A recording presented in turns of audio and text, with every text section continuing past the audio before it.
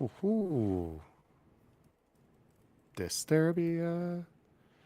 Dun, dun, dun, dun, dun, dun, Disturbia. What's rights on me singing stuff? All right. We're ready to rock. I always about to jump out of a building. All right, ready? Yeah.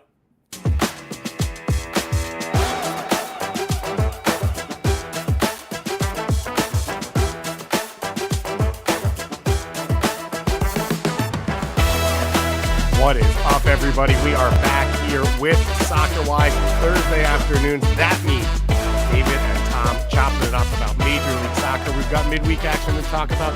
We've got so much else going on. But Tom, happy holidays. Congratulations. The transfer window is officially open. The season of Hot Boy Tom continues. Yeah, I celebrated after watching constant hours of MLS last night we did our very fun Patreon happy hour to pregame for the MLS action. That was great. Watched 5-6 hours of MLS action, and then I immediately had multiple scoops between the hours of like midnight and 1:30 a.m. Eastern. So yeah, that's just perfectly on brand. We already have our first question asking us to explain the new MLS roster rules. That's why this show is here. Don't worry. We've got plenty of time. We're going to do roster rules. We're going to talk about international signings, who's coming into the league, all of that. I was really happy that I was on the West Coast yesterday, so I could, while falling asleep, respond to your text, which you are sending 3 hours ahead of me. And I'm like looking around being like, I'm exhausted. And Tom is on the East Coast and he is just firing. You at one point said, let's go live right now into the show. And it was like probably 1:45 a.m. Eastern. Yeah, I after I said that, I was like, I'm afraid that he thought that was completely serious and that he's just going to log me out of all of the accounts so I don't do that. Quite honestly, I think the opposite would happen, which is like now we just do live postgame shows at 2 a.m. every single week going forward. You mentioned the pregame happy hour that we did, which was awesome. So it was the first one we've done for MVP level Patreon subscribers at our highest level. You get access to that. We sent out a private Zoom and hung out, and it was awesome to talk to people in the disc that we've talked to in the Discord or haven't that are our biggest followers and talk soccer. Because I think for us, what's the coolest part is like you are all from other markets, other backgrounds, and all these things, and we have a lot to learn from all of you, and we love chatting soccer. And we talked to St. Louis City, Deep Cut. We talked to Atlanta United. We talked about the potential of the NYCFC stadium, sort of debated how it could affect the league, similar to LAFC coming into the league and what they did in LA and all these other things. So it was a really good time. It was the perfect way to get ready for the games. I did get messages from some people I knew in it that said, oh, I thought we were going to be on for the whole games. Like I was settled in for a 3-hour session. So we're taking all feedback as we go forward. Yeah, 3 hours might be a bit much, but yeah. I don't know. Everyone's asking for it. Everyone already is in the chat saying they want the 1 a.m. show post game as we go along. So, speaking of firsts, we've got our first live show coming up on Monday in Columbus. If you are in the Columbus area or you know anyone in the Columbus area, hit them up. Tell them we are going to be at Land Grant Brewery at 7 p.m. Eastern time alongside Nordeca. We're lining up some special guests that we're going to try and announce some before we get there, and others you won't know. It'll just be a surprise. So make sure that you come out to Columbus. It's free. We have a registration link that we have on our socials that we'll continue to post just for us to get an idea of how many people are coming and warn the bar and all of that.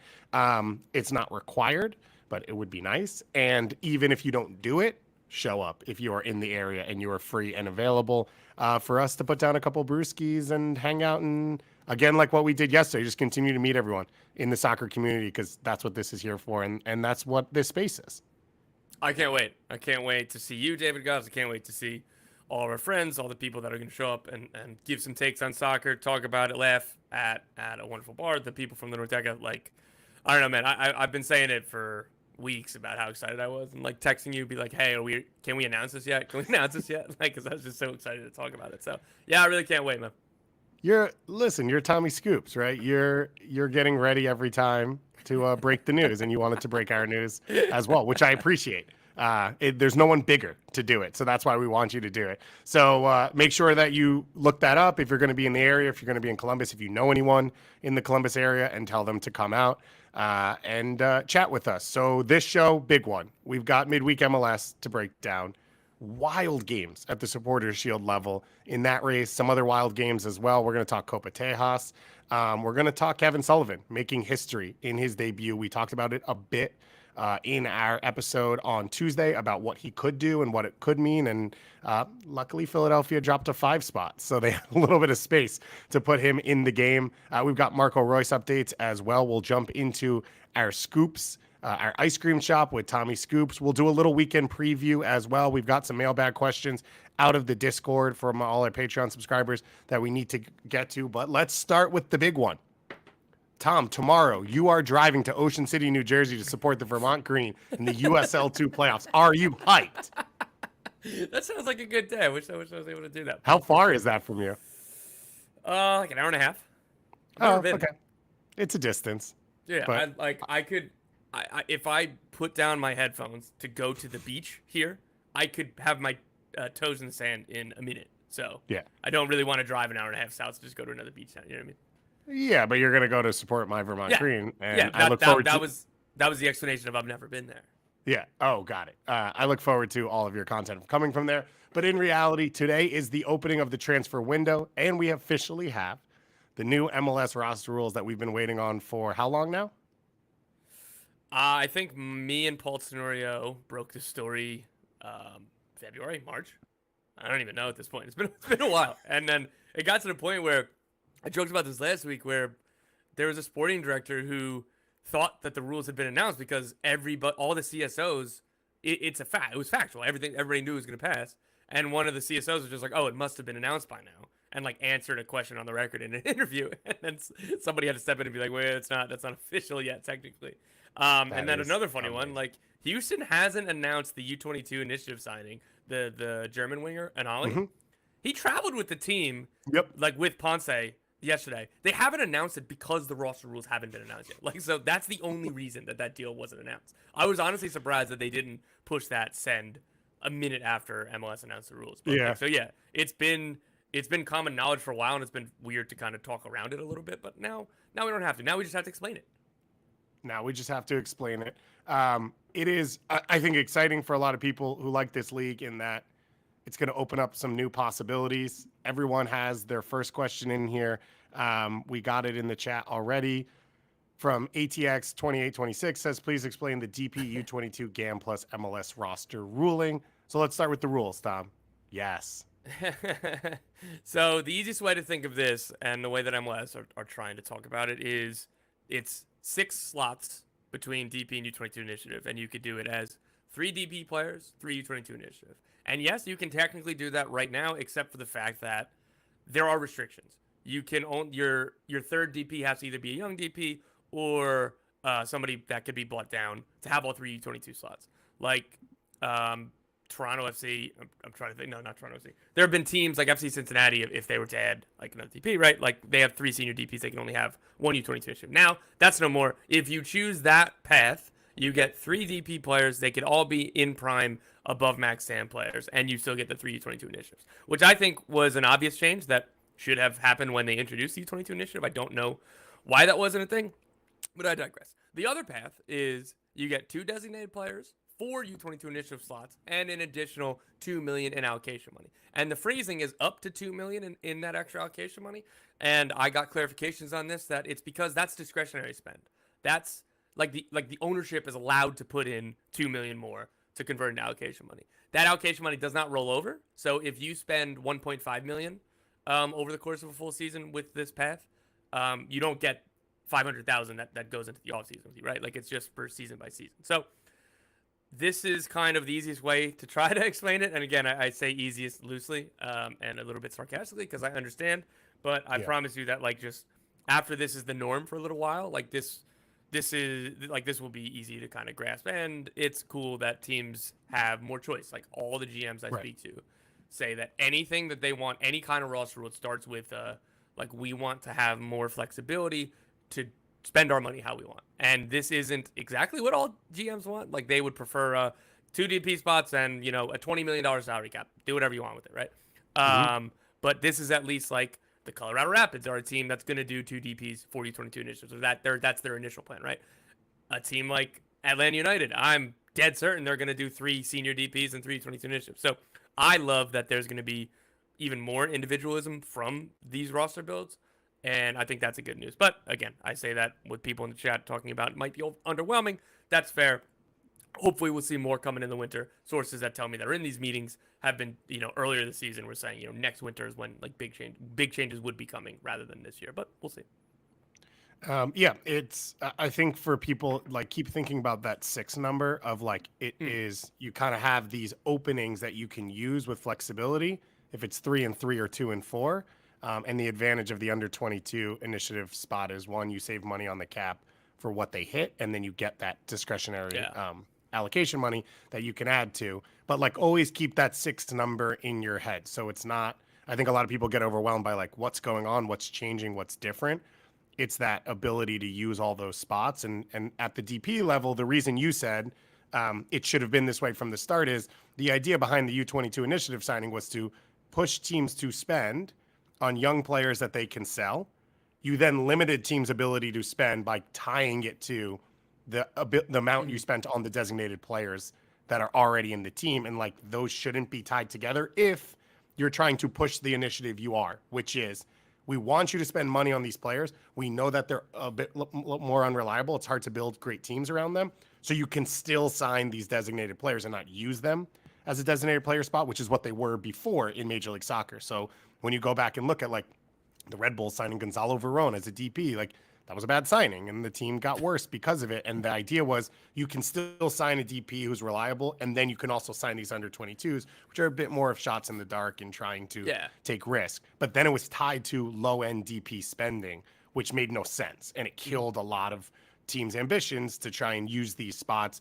And you see a lot of what we call fake DPs of like players who really shouldn't be, that are on the line, that teams push up in salary against what they would pay that player so that they can cover that spot. And so now it'll be interesting for teams that have those players, how quickly can they get them down under the cap and then go and get a legitimate DP to fill that spot. And so you look at, I mean, the obvious team everyone's talking about, and all of this is Inter Miami, where like Leo Campagna, it says he's on $700,000. Like you should be able to get him under the cap or under that number and then go get a legitimate DP to fill that spot if there's not already one on the roster, which would be a whole nother conversation that people can have going forward. But there's other teams like this, right?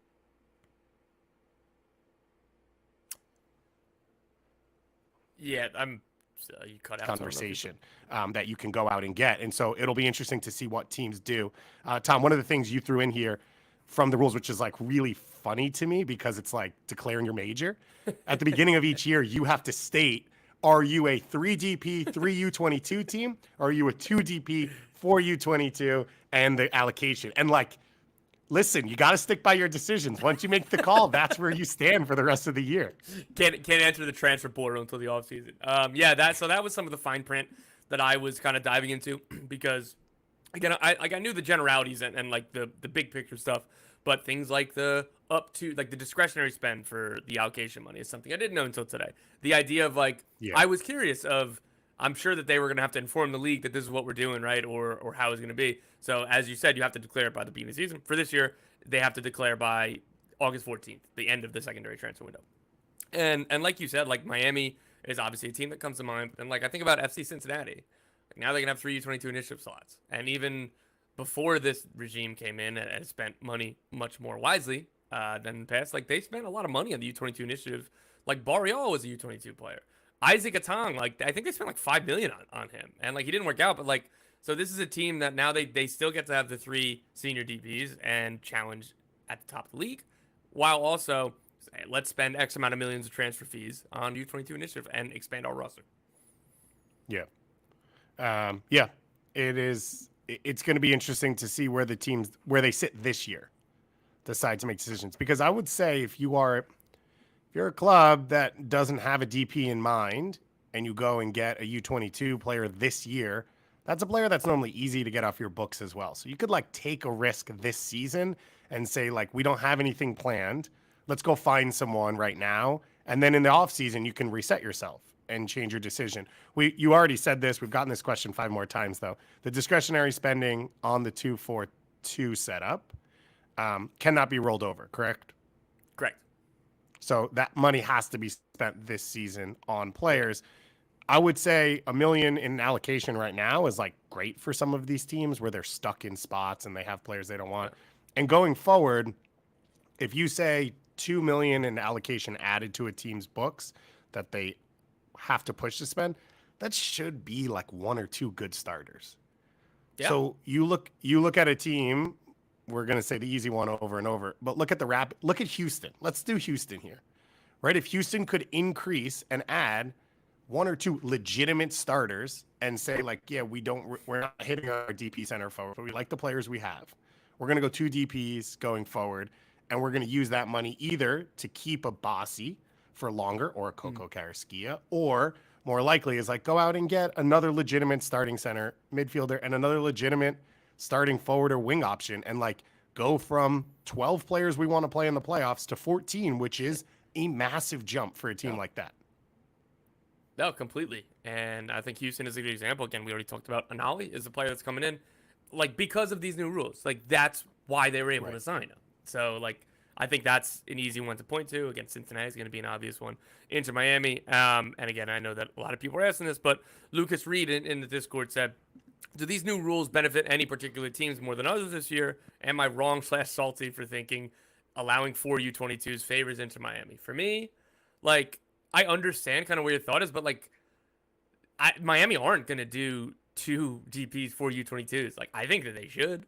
I think that it's much more valuable for them to be able to spend on those young U22 players that have been so successful in Redondo and Gomez and Aviles and Farias before he got injured. And this would take away that issue potentially next year when Farias comes back from the injured list and you have 4 guys. But like Diego Gomez, like I'm not expecting him to be here at opening day next year, whether or not he gets sold this summer or they agree a deal this summer and he leaves in the winter or whatever, right? Like, so I don't think that they're worried about that. And like, this is a team that, look, man, like they were talking about Angel Di Maria, like because Messi and friends, like screw it. If you can go sign Di Maria, like you do it. Like if I was like a cap guy in like the front office, I'd be like, oh, well, actually, I think we should do 2 DPs, 4 U22s in the GAM. I think we wouldn't have to trade Kamal Miller and we wouldn't have to trade Yandre Yedlin and all this other stuff. But then like counterpoint, Angel Di Maria, bro, like that's what it would be. Right. So like this, like the 4 U22s doesn't favor Miami because I'm like 99.9% sure they are not going to go that way. We have a lot of questions in the chat about why you can't roll that over. We don't know. I'm just going to guess here and say they probably don't want teams to do it 1 year, not use the money, and then the next year say we're a 3 DP, 3 U22 team, and here's our $2 million from last year that we want to roll into our spending. That's my guess. Also, take the long play as the Sporting Driver comes in and be like, for the next 2 years we're gonna do this, and then we'll come in with 4 million extra GAM. Honestly, it would be the MLS edition of NBA tanking. Like we're gonna take on picks for other teams' salaries. We're gonna tank for Cooper Flag. Like it would be that version of like we don't have a future to being good, immediate future to be good. Like what do we do with ourselves? And we say this all the time of like, oh, they should rebuild and blow up whatever. And it's like it's not as simple in MLS or as straightforward as it is in other places in the world. So that would be that version. The other thing is, in the grand scheme of like pushing teams to spend, you are trying to get teams to spend that money ASAP so that there are more good players in the league. It is then tough to then say, well, it's discretionary spending, which means ownership has to clear that spending. So it's like not guaranteed. It means that the team has to say, okay, we're going to do this. And then the owner has to add the $2 million, similar to paying a DP off the salary cap and add that money. There's not a guarantee that all of these teams would do that. That would be embarrassing for teams if they don't. It would be. It really would be, man. Yeah. But I don't know that we really have a means to 100% know that. So that will be something that we will continue to work on. By the way, if you are out there and you're curious about any of this stuff, it interests you, or you want to see how it all plays out, if you subscribe to our Patreon, you get our depth charts and our salary cap tables. So like on a day like this, it is the easiest place to just go and look at things and say like, oh, who's making what on this team and where do they play and where are they valued? And when everyone asks us like, oh, yesterday we were talking about RSL. Like, would you go out and trade for a goalkeeper? It's like you scroll through there and you look at the ones that you think are good that aren't starting on their teams. You can scroll through our depth charts and all of that. We've got that for MLS and WSL. We've got the US, both the Olympic team depth charts on there. The US men's Olympic depth chart that I'm calling the suck spot depth chart, but it could get better as we go along. I was very unimpressed when I had to go through it and set them all up as we made those going forward. Let's talk transfer window opening today. So that means any player who has been signed officially is available as of this weekend. So Saturday will be the first set of games. So all of the names you've heard for the last 5-6 months that you're like, what are we waiting for?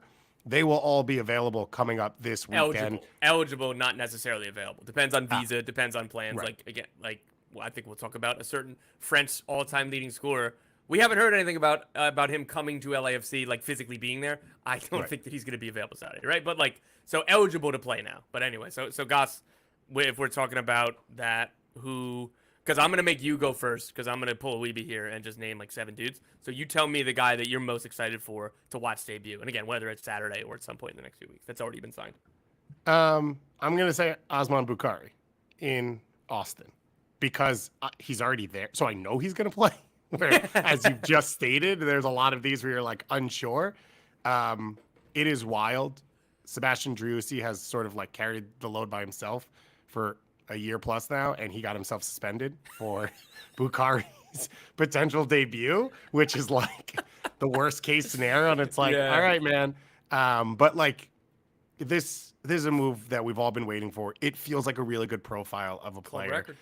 And you add in the fact that he has been there and trained and been around the team and met people. And it's not like gets off plane, oh, look at his soccer mind. Like he can figure out a way to fit in. Like he should actually be a cohesive part of all of this. And this is a team that's like crying out for a player like that who can change the game by himself sometimes, make life easier, take some pressure off the back line and the goalkeeper especially. And like Zardes has scored a little bit over the last few weeks. Are you talking about a national team call? Huh? Are you going to talk about a national team call? What do you think? Yeah, obviously. Well, we are. I mean, with Dest out for the year, we are looking for right back depth. So potentially he could challenge Joe Scally at that spot. But I think that one's really exciting. And I mean, we've had Austin fans in our chats and all that stuff. We're going to do a little wolf out conversation because they're having conversations about wildlife on the loose in the Austin area. So it's a big one. And I'm very excited to watch him play. Like he feels like the type of player that is must tune in because he can do special things consistently. Yeah, I really like his fit in that group, like the profile and the fact that he's like a dynamic winger. But like, again, everybody I've talked to is that they talk about his kind of like creation more than his like goal scoring. And they needed a creator to go with this team. And like, again, having that pace to be able to give more room for Driussi between the lines.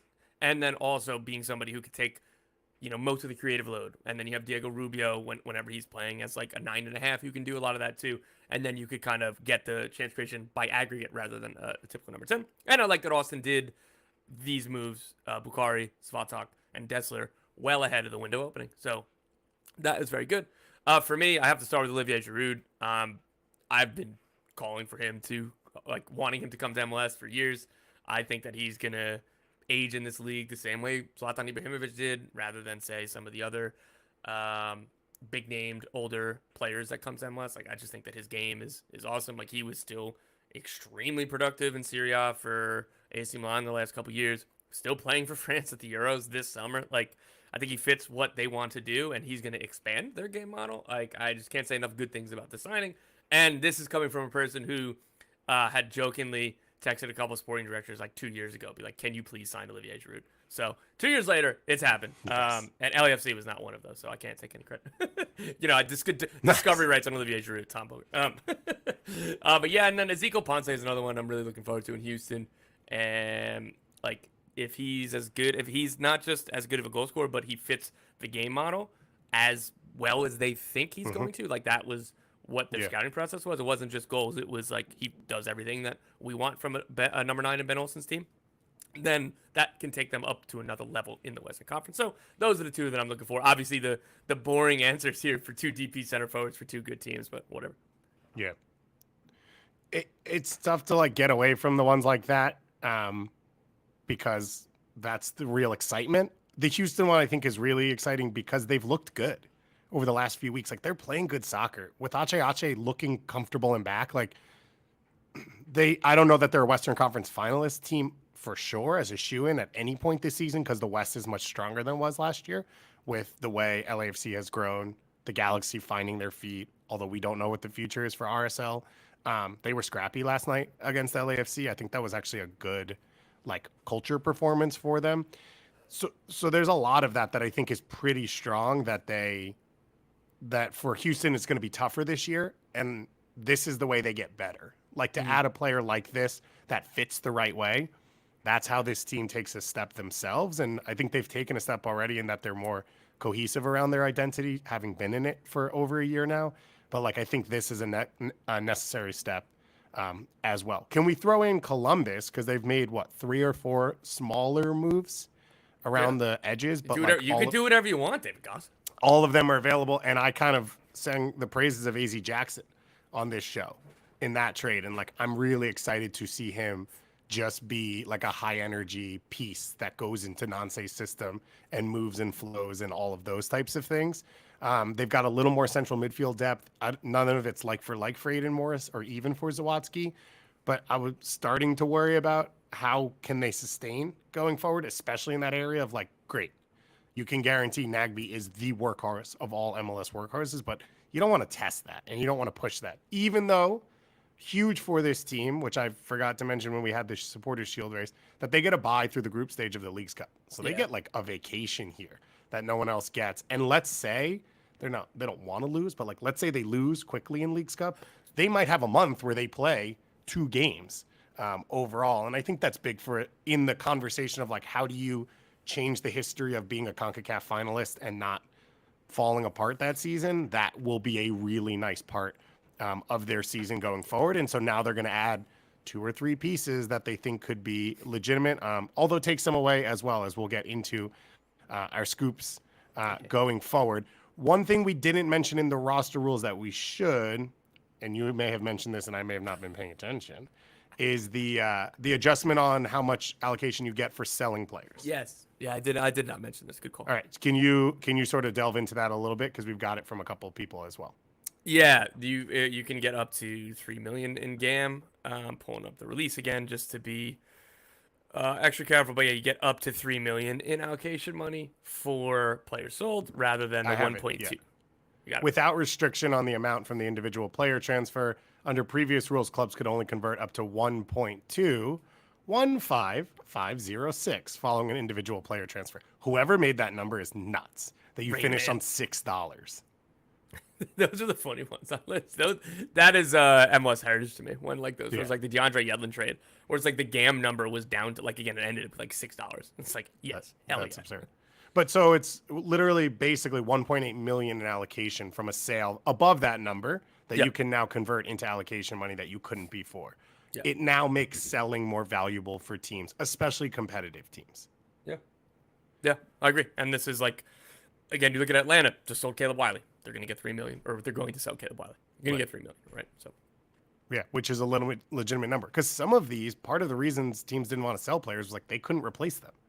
If you had a player on a good deal and they wanted to go for a number that was, it didn't even matter, your proposition after that was like, can we replace this player with, and now have to fill a larger salary on our salary cap, and we only get 1.2 in allocation to replace that player and try and improve the roster as well around it. And I think that was a really tough thing for a lot of MLS teams and got in the way of a lot of moves that could have happened going forward. All right, let's jump into the midweek because I talked Columbus a little bit there. They drew 1-1 against Charlotte at home. Massive weather delay in the middle of this game.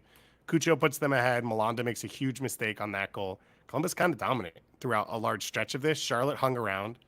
Obviously, when you have the best striker in the history of Major League Soccer in Patrick Agyemang up top, who is just playing out there. It is so easy for him. The game is so simple. He's holding off defenders. He's megging goalkeepers. He's megging defenders. He's doing whatever he wants. That was a 1-1 draw. LAFC tied 1-1 at home against a very depleted RSL team, in which Zach McMath gifted them an opening goal in the first 10 minutes at home.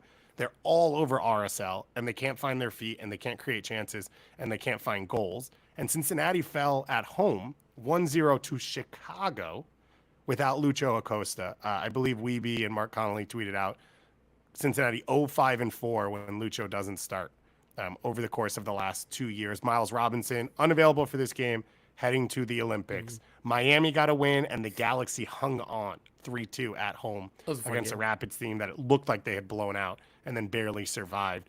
We did a Shield Race handicap, and it's like with so many teams, it's going to be up and down, but this was a little more wild than I expected. Yeah, and like, hey man, midweek MLS, and that's why you're going to go down to it where it's like, what, 22 wins-ish is usually around the Shield. So there are going to be random nights like this, and again, that's Charlotte. So we'll start with like Columbus, like that. Charlotte team is really strong and really difficult. Like they just went to Cincy and beat Cincinnati. They went to Columbus and snapped their winning streak. 4 points over those two road games is absolutely immense. Like that's incredible. And I know that we talked about this on the last show about like, hey, we're all talking about the future for Charlotte, and like this week it's like, hey, what about right now when we start adding these DPs? So again, like that's Columbus expect to win at home every single time they play, as all teams should, but particularly Columbus under Wilfred Nancy and like what they've done over the past 2 years, particularly at home. So like that, like it's not an awful result by them, but it's just something that happens over the course of the year. Home to Chicago versus Cincy, that's brutal. I know that there's the fair context of no Lucho, no Miles, or whatever, right? But like that one was really tough. And then LAFC tying Real Salt Lake after getting stomped by Columbus when Real Salt Lake doesn't have Chicho, doesn't have Gomez. Like that's another tough one. It is I think the LAFC one was the most disheartening from these because it felt like in the first 20, 25 minutes, it was a serious bounce back from getting wiped off the field by Columbus at home, knowing that this was a big game. But it was not an easy one for them. So Timothy Tillman sat out hurt last game, came back, subbed off in the 16th minute of this game. I didn't see any like injury moment, so it seems like he might be out for a long stretch. That's a pretty big loss for this team. They are not as deep in central midfield as they have been.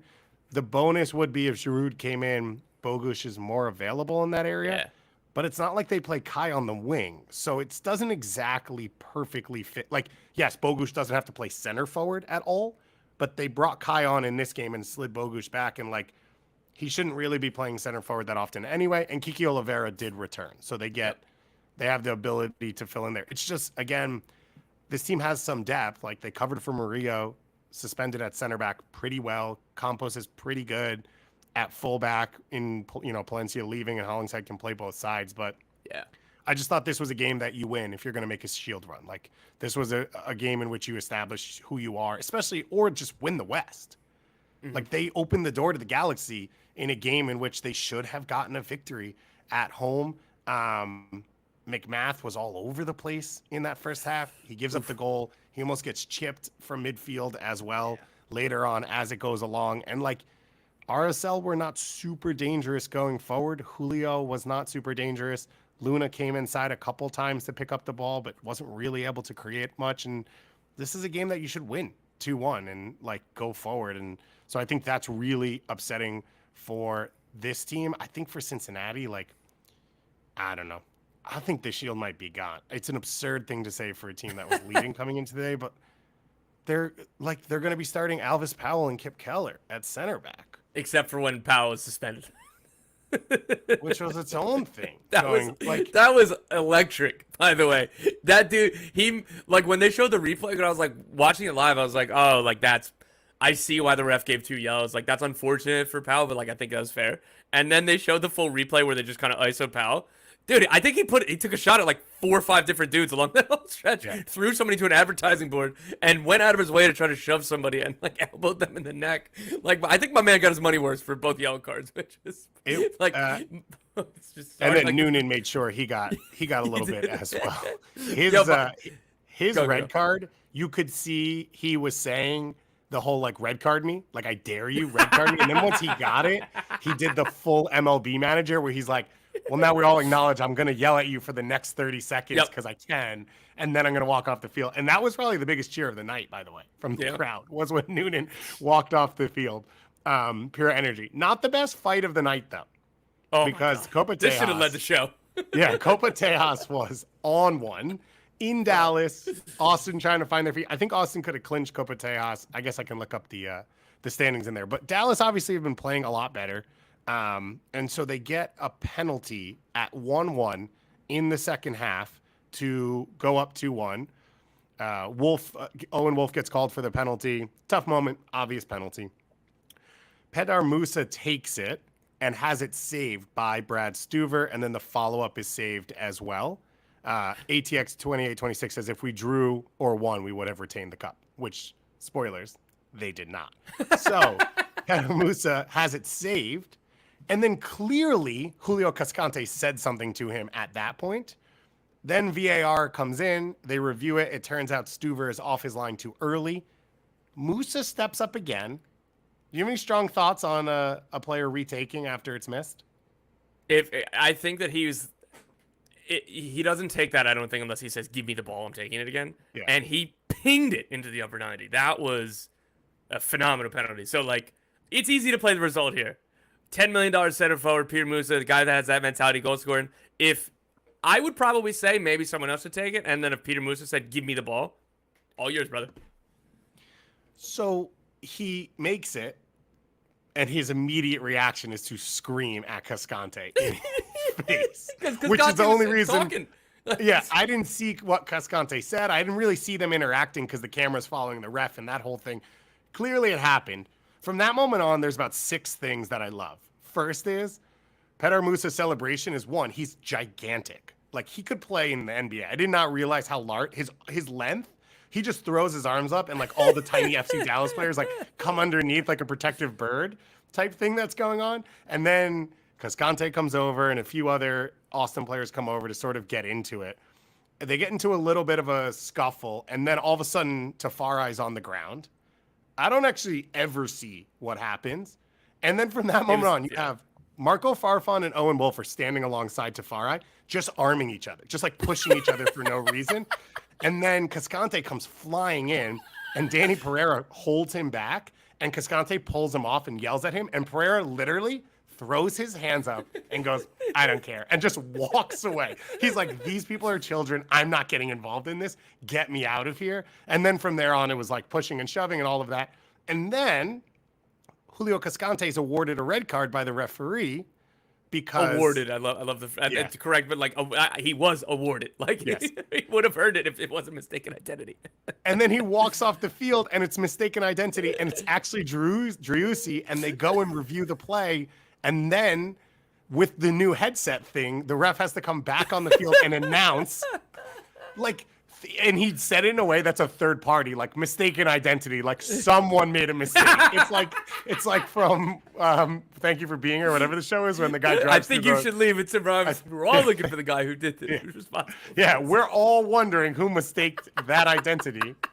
And then Driussi gets sent off the field. And then Cascante does the full, like, Undertaker, has to come back out on the field. It was a time, and then Dallas ended up winning. Yeah, there's so many parts of this that I want to dive in. Like, the best part of it was Musa banging the retake on the penalty and, like, more or less daring Cascante to throw a punch. Like, at that, like, he had stood there screaming in his face for so long. Like, there's only so many seconds before you have to physically do something.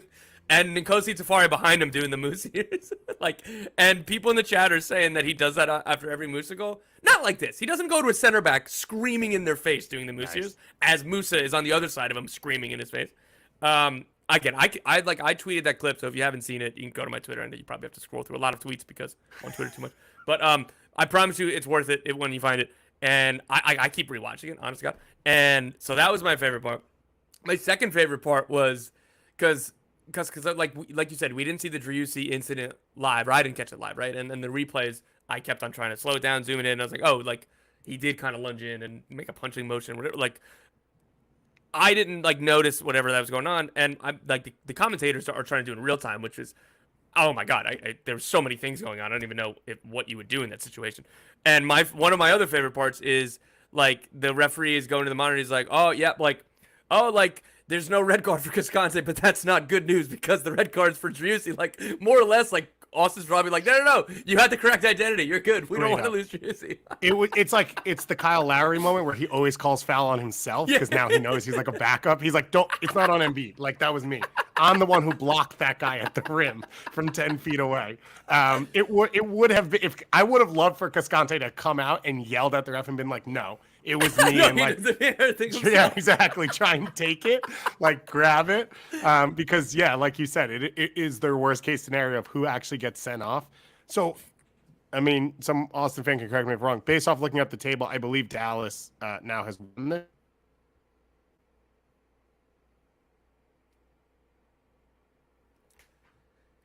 Week for Dallas. They beat the LA Galaxy at home, pretty dominant, and then they go and they beat and now they go and beat their rival. And like, shout out to Nkose Tafari already having a goal celebration for one of his teammates who's only been there for 5-6 months and also hadn't scored a lot of goals for a lot of the season, and like already has the Moose years in play, which I could do the Moose years. Like, I'm into that. I'm kind of into adding that. Let's real quick before we go away, let's talk. We have a question here in the Discord from, I don't even know, Walk. It says, any player that have been flying under the radar for you guys? When I watch Logan Farrington play in his limited minutes, he looks like a proper baller. When I check his stats on FBref, his stats are off the charts. Looks to me clearly he's front runner for Rookie of the Year. Ceiling is pretty high as well. There is no Rookie of the Year anymore, so that's unfortunately part of that. But like, we can make something and give it to Logan Farrington if he really wants one. He was a cowboy hat or a hot dog. Yeah, that's true. He's hot dog man. He was legit in this game once again. He has been legit. He like into the Ajimon conversation, and Tyrese Spicer as well, by the way. 3 like college forwards that are very big but move so fluidly, and their touch is so clean. So they play like a player who's smaller, but they're still a threat in the air. They can still hold defenders off, which is a hard part of coming into Major League Soccer. Like, it's a physical league. So for a lot of players, they struggle with that physicality. Having that size already, but then also being able to move fluidly and be dangerous. Farrington's played off that center forward spot a lot this year and has shown like there's some good soccer in him. He can play underneath. He can play out a little bit wider. So it's been really impressive going forward. Yeah, I agree. Yeah, he's been really good. Again, it sounded like a lazy comparison beginning of the season, preseason. It's just like, oh, like they think that this could be Duncan McGuire. What if he's Duncan McGuire? And it's like, all right, like, are we going to call just every center forward who might have a chance, like, that gets drafted? Like, are we really going to call them all Duncan McGuire? But, like, Logan Farrington, like, again, the people at FC Dallas, like, believe that he could have that kind of impact this year. And he's been really coming on strong more lately. And, like, yeah, he's been a very good draft pick. I love your shout on Tyrese Spicer. That was a really good pick by Toronto in that, like, one, there wasn't an obvious number 1 selection in this draft. So, like, Spicer, I believe in Travis Clark's last mock draft, he was like 9th or 10th, right? Like, just because the nature of the MLS Super Draft. He was a forward in college, and they identified that they wanted him to be a wingback and heard him in system. So, like, I thought that was really impressive. Again, between Spicer and Farrington, like, I think those two have been the standouts. Henry Elliott coming in hot on me on the YouTube chat because he says I'm recording a podcast in a basketball suite. Yeah, I guess my internet is not as strong as I thought. Let me just say this real quick. Logan Farrington is a completely different soccer player than Duncan McGuire. Yes. Yeah. The ability to ascend to MLS and be competitive in this league, that part is similar. But, like, I think Duncan McGuire has completed 6 passes all year. And, like, Logan Farrington's a consistent soccer player and fits in to the team and the system. And, like, all right, 2 things. 1, you said this a few weeks ago. Dallas are fun. Like, they're fun to watch. Their games have all, even when they've lost, for real. Their games have been good. The Seattle game, they went up 2-0. They lost 3-2. Like, yeah, if I'm going to have to tune in and watch a game, I'd rather see that than the 1-0. The other is Paul Arriola drew the red card against SKC last week. They've got a little bit of like, there's something going on there, which is a little bit of like, get under your skin. And that is more needed because there's not really an obvious team right now that's like the shit stirrer, like has been a Philly in the past or a Red Bulls in the past and isn't really this year, maybe because Philly's not very good. So like, I'm here for that. And this team, and like, shout out for Musa starting to hit. Goss theorem, baby. You got to wait a little bit. Sometimes the best thing. You can't call Goss theorem after mid-season. Is there a new Goss theorem for the attack was a joke and that they just wanted to pass it sideways and play for 0-0s? Like, is that the costume? Like, yeah, like they're playing attacking soccer now. And he's scoring goals. Surprise, surprise! The in prime borderline Croatian international that you bought for $10 million is scoring goals. It's the theory of everything. This is basically string theory. Everything fits into my theory in the end, as long as someone doesn't score on the first game that they play for a team. That's the only key. That's the only thing that can possibly mess me up going forward. All right, let's move through here to talk about a little bit of history. Cavan Sullivan made his debut on Wednesday night in an MLS game. He had already played in MLS Next Pro. There's a bunch of language that MLS likes to use around this, but he's the youngest. So in the fact that every trivia question used to end with Freddie Adu, and like you didn't even have to think about it, it has now thrown MLS trivia nights into chaos because there's a new name on the scene. Shout out to Freddie Adu for tweeting out his congrats to Cavan Sullivan. Didn't even know Freddie Adu was on Twitter, so that got me hyped as well. We talked about it a bit on Tuesday, but like, what a moment. He's the youngest player to debut in MLS history. He does it in his hometown with his family there after his brother has scored as another homegrown who debuted as a teenager. He scores. Cavan's already still on the sideline. They celebrate together.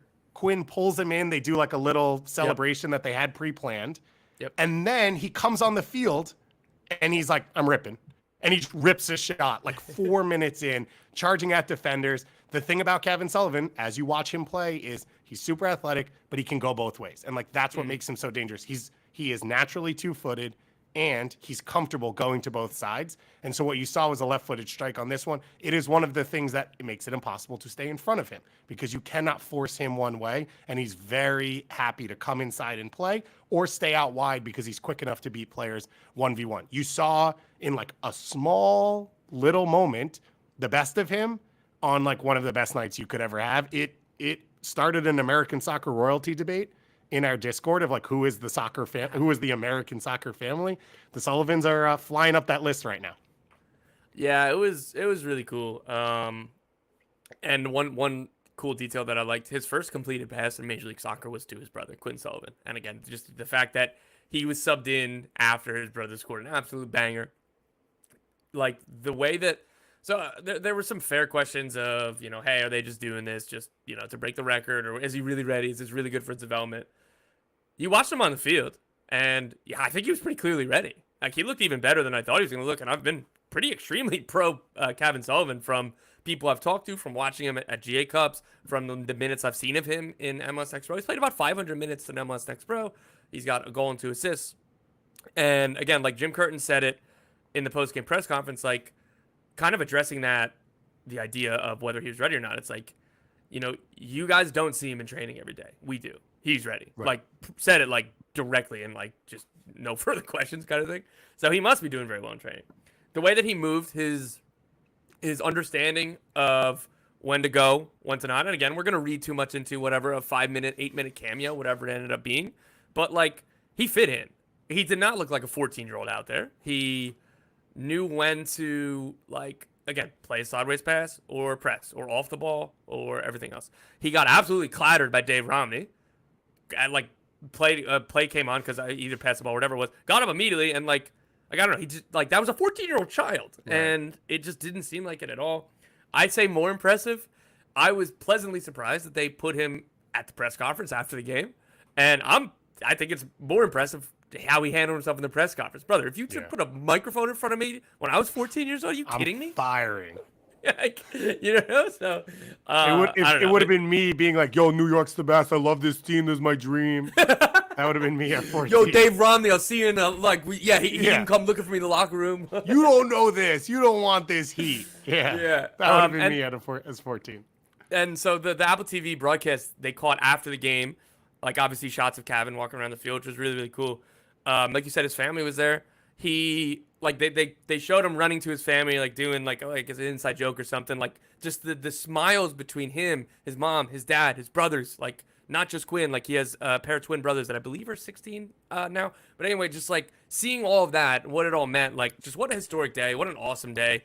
I like Freddie Adu talking about it, and then Cavan saying, like, dude, like, That was awesome. He's like, I already reposted it to my Instagram. He's like, Freddie, he paved the way for a guy like me, right? Like all this. So I don't know, man. It was really cool. Fire. As a 14-year-old who made your pro debut with a bunch of photographers and Apple TV in the building, like your IG is gonna look clean.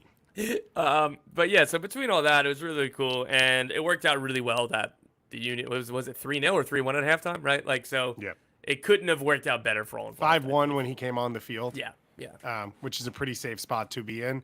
For some of the questions, like, okay, so one is none of these players are ever ready. Like Luchi Gonzalez talked about it when he was at Dallas and when they were pushing players through. If they're good enough, they're ready. And the part of your job as a club is like you prepare them. And part of the preparation is being out there and experiencing this and then coming back and talking about what did you learn from it? What do you need to do? Like, how do you not get decked more often? These things, this is the process. Philly has that process in place. And so like, this is part of what they do. If Philly is telling you from what we see compared to our other young players, like this works, he's ready, we can put him on the field. That's huge. Also, shout out to Philly that they got this deal done in a